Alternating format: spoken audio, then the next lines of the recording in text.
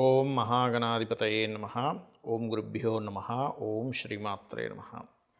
పరమేశ్వర స్వరూపమైనటువంటి జ్యోతిష, వాస్తు మరియు ఇతర అనేకమైనటువంటి శాస్త్రములను మనకు అందించినటువంటి మహర్షులకి నమస్కారం.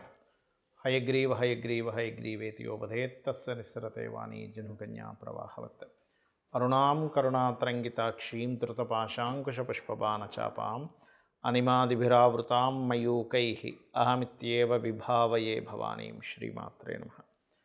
ప్రేక్షకులకి ఆ లలితాంబిక అమ్మవారి యొక్క అనుగ్రహం పరిపూర్ణంగా కలగాలని మనస్ఫూర్తిగా కోరుకుంటూ మనం ఈరోజు చెప్పుకోబోయేటువంటి అంశము ఏప్రిల్ 1వ తేదీ నుంచి 15వ తేదీ వరకు ఉన్నటువంటి పక్ష ఫలితములు. ఈ యొక్క ఫలితాలు ఏ రకంగా వాటి యొక్క గ్రహాలు పూర్తిగా మనకి ఈ యొక్క పక్షంలో 12వ స్థానం న్యాచురల్ 12th హౌస్ అయినటువంటి మీనరాశిలో రవి, బుధ, శుక్ర, రాహు, శని కలిసి ఉన్నారు. 14వ తేదీ నుంచి దాదాపుగా మనకి రవి మారిపోతాడు. ఇక మనం 1వ తేదీ నుంచి 15వ తేదీ వరకు చెప్పుకుంటున్నాం కాబట్టి ఇక గురువు వృషభంలోని, కుజుడు మిథున రాశిలోని, కేతువేమో కన్యా రాశిలో ఉన్నాడు. అయితే ఈ మిథున రాశిలో ఉన్నటువంటి కుజుడు 3వ తేదీ నుంచి కర్కాటకంలోకి మారుతున్నాడు. అదేవిధంగా మనకి వక్రగతిలో ఉన్నటువంటి శుక్రబుధులు 13కి శుక్రుడు వక్రగతి త్యాగము, 8వ తేదీకి బుధుడు వక్రత్యాగం జరుగుతుంది. ఈ యొక్క పక్షఫలాలని చెప్తుంది నేనైనప్పటికీ కూడా చెప్పిస్తుంది సాక్షాత్ లలితా అమ్మవారిగా భావిస్తూ ఎవరెవరికి ఎటువంటి ఫలితములు జరగనున్నాయి మరియు పరిహార మార్గాలు ఏమిటి అనేటువంటి విషయాలు మనం తెలుసుకుందాం. సింహలగ్నము, సింహరాశి చూసుకున్నట్లయితే సింహము వారికి షడ్గ్రహ కూటమి అష్టమ స్థానంలో ఉంది. అయితే 5 గ్రహాలు కలిసి ఉంటాయి. తర్వాత ఈ పక్షంలో మొత్తము కూడా దాదాపుగా 14వ తేదీ వరకు. అయితే ఇందులో కుజుడు ఎప్పుడైతే మీకు 12వ స్థానంలో నీచ పొందుతున్నాడో ఇక్కడ కాస్త తండ్రి ఆస్తికి సంబంధించిన విషయంలో 3వ తేదీ నుంచి, అదేవిధంగా పెద్ద మొత్తంలో ధనం ఏదైనా ట్రాన్స్ఫర్ చేసేటప్పుడు, ఎక్కడైనా మదుపు పెట్టేటప్పుడు అంటే ఇన్వెస్ట్మెంట్స్ చేసే విషయాల్లో కాస్త జాగ్రత్తగా ఉండండి. అష్టమంలో ఉన్నందుకు కాస్త అష్టమ శని కూడా ప్రారంభమవుతుంది కాబట్టి కాస్త పనులు స్లో అవుతుంటాయి, అంతేగాని మరొకటి ఏమీ కాదు, గుర్తుపెట్టుకోండి. అలాగే ధనస్థానంలో ఎప్పుడైతే కేతు ఉన్నాడో,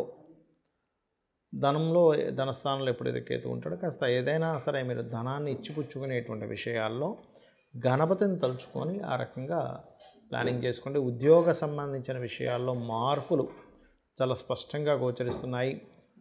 చతుర్థ భాగ్యాధిపతి కుజుడవుతున్నాడు కాబట్టి ముఖ్యంగా భూములు కొనుగోలు చేసేటప్పుడు కాస్త జాగ్రత్తగా ఉండండి. కాకపోతే ఈ కుజుడు నీచభంగ రాజయోగంలో ఉన్నప్పుడు మరలా మంచి ఫలితాలు ఇస్తాడు. ఎప్పుడు అంటే చంద్రుడు వచ్చి చేరినప్పుడు లేదా చంద్రుడు కేంద్రాల్లో ఉన్నప్పుడు.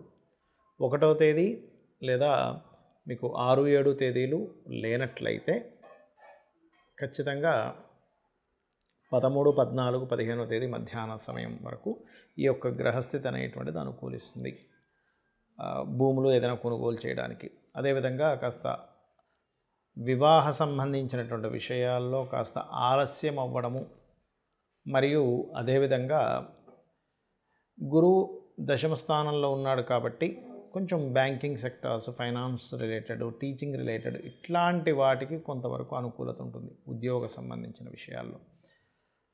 అయితే మీకు మరింత ఉద్యోగ సంబంధించిన విషయంలో మరింత మంచి ఫలితాలు రావాలి అంటే లలితా సహస్రనామాల్లో ఓం ధర్మాధ్యక్ష, ధనాధ్యక్ష, ధన ధాన్య వివర్ధినియే నమః అని నామస్మరణ చేయండి. అన్ని విధాలా మీకు బాగుండడం జరుగుతుంది. మరియు దీంతోపాటు కాస్త నవగ్రహాల్లో కుజుడు, కేతువు, రవి, రాహు, శని గ్రహాల దగ్గర దీపారాధన చేయండి. గోవులకు కాస్త బెల్లము, క్యారెట్స్, అదేవిధంగా గ్రాసము తినిపించండి. అన్ని విధాలా మీకు బాగుంటుంది. చాలామంది ఏంటంటే మనకి షష్టగ్రహ కూటమి వచ్చేస్తుంది, ఏదో అయిపోతుంది అనుకుంటున్నారు. కరోనా లాంటి భయంకరమైన వచ్చేసి మళ్ళీ లాక్డౌన్ అయిపోతుందండి, ఏదో అయిపోద్దండి, అమ్మో బిజినెస్లు అలాగా అది ఇది అనుకుంటున్నారు. కానీ అంత లాక్డౌన్ లాంటి పరిస్థితులు అయితే రావు, గుర్తుపెట్టుకోండి. మరి ఏమిటండి మరి షష్టగ్రహ కూటమి, షడ్గ్రహ కూటమి అంటుంటారు. షష్టగ్రహ కూటమి 2 రకాలుగా వాడుతుంటారులేండి. అయితే 6 గ్రహాలు కలయిక ఉంది కదా మీనరాశిలో అంటే ఒకటే గుర్తుపెట్టుకోండి, ఇది మంచి ఎండలు ఉండేటువంటి సమయంలో వర్షాలు పడడానికి, ఎందుకంటే జలరాశుల్లో ఎక్కువ గ్రహాలు ఉన్నాయి కాబట్టి వర్షాలు పడతాయి సడన్గా, మంచి ఎండలు కాస్తూ కాస్తూ. జల సంబంధించిన ప్రళయాలు వస్తాయి. మనకు ముండియన్ ఆస్ట్రాలజీ పరంగా చూసుకుంటే జలం అంటే ఎక్కడ, మన ఇండియా కాదు, నార్త్ ఈస్ట్ కంట్రీస్ సైడ్ మనకి ఏదైతే మ్యాప్లో చూసుకుంటే ఉత్తర ఈశాన్య కంట్రీల వైపు దాదాపుగా మనకి అమెరికన్ కంట్రీస్లో ఉండే నార్థన్ కంట్రీస్ కావచ్చు, కొన్ని కంట్రీస్ ఉంటాయి, ఆ కంట్రీస్లో ఎక్కువగా జరుగుతుంది. అలాగే మరొక విషయం ఏంటంటే జలంలో ఇప్పుడు నేవీ పర్సన్స్ ఉంటారు, నేవీలో ఉండేటువంటి వారికి కుజుడు నీచం పడుతున్నాడు కాబట్టి అక్కడ ఉండేటువంటి రక్షణ దళాల్లో ఉండేటువంటి వారికి ఇబ్బందిని ఇస్తుంది, గుర్తుపెట్టుకోండి. అలాగే సహజంగా కూడా ఇప్పుడు చూడండి, కొంతమంది యువకులు జల సంబంధించిన వాటి జోలికి అక్కడికి వెళ్ళి అక్కడ కొంత ఆహ్లాదకరమైనటువంటి ప్రదేశాలు ఉన్నాయి కదా అని వెళ్తున్నప్పుడు ఒక్కోసారి సడన్గా వాటర్ వదలడం ఇట్లాంటివి జరిగి జల ప్రమాదాలు, జల ప్రళయాలు అటువంటి విషయాల్లో చాలా జాగ్రత్తగా ఉండాలి ముఖ్యంగా. అదేవిధంగా మరొక విషయం ఏంటంటే ఇక్కడ గమనించినట్లయితే ఈ గ్రహకూటమి షేర్ మార్కెట్ నేను ఆల్రెడీ ఫిబ్రవరి నుంచి చెప్తూ వస్తున్నా. ఏమండి మార్చ్ వస్తుంది, మార్చిలో ఆల్రెడీ మనకి బుధుడు నీచబడి మీనంలో తిరుగుతున్నాడు. షేర్ మార్కెట్ భయంకరమైన ఫ్లక్చువేషన్కి గురవుతుంది, విదేశాల్లో అది కూడా ప్రత్యేకంగా, ఎందుకంటే రాహుతో కలిసి ఉన్నటువంటి నీచబడ్డ బుధుడు అనేటువంటిది. మీకు అటువంటి సిచ్యువేషన్స్ ఆల్రెడీ మార్చిలో చూసుంటారు.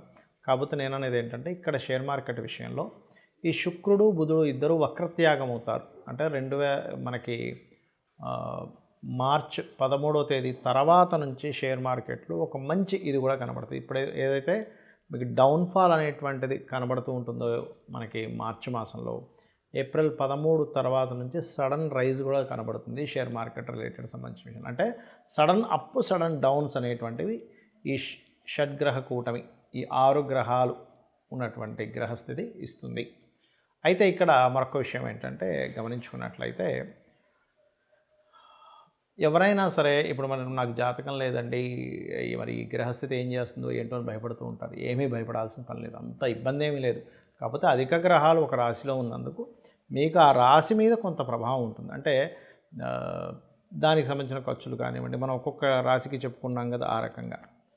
అదేవిధంగా దీని యొక్క ప్రభావం మన మీద అసలు పూర్తిగా ఉండకూడదు, ఏ జల ప్రదేశాలకు వెళ్ళినప్పుడు మనకి ఇబ్బంది కలగకూడదు అని అనుకుంటే కనుక కాస్త శివునికి అభిషేకము లేదా మీ ఇష్టదైవ ప్రార్థన చేసుకొని ఇంటి నుంచి బయటికి బయలుదేరడము, కాస్త జల సంబంధించిన వాటికి కాస్త దూరంగా ఉండడము మంచిది అనేటువంటిది చాలా స్పష్టంగా గోచరిస్తుంది. అలాగే మరొక విషయం ఏంటంటే గోవులకి క్యారెట్స్ మరియు గ్రాసము తినిపించడం అనేటువంటిది మంచిది ఈ గ్రహస్థితి వల్ల. అదేవిధంగా గోధుమ రవ్వ, బెల్లము ఇటువంటి పదార్థాలు కూడా గోవుకు తినిపిస్తే మంచిది.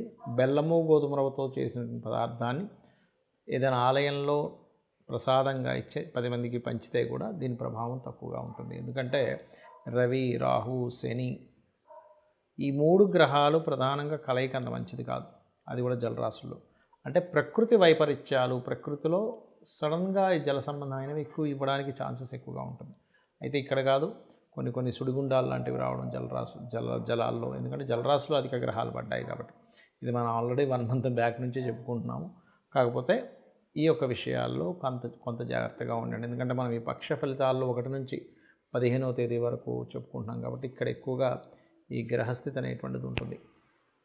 14వ తేదీ వరకు పంచగ్రహ కూటమి, 6 గ్రహాలు కలిసిన ఒకరోజే 6 గ్రహాలు కలుస్తాయి, మిగిలినంతా 5 గ్రహాలు కలిసి ఉంటాయి జలరాశుల్లో.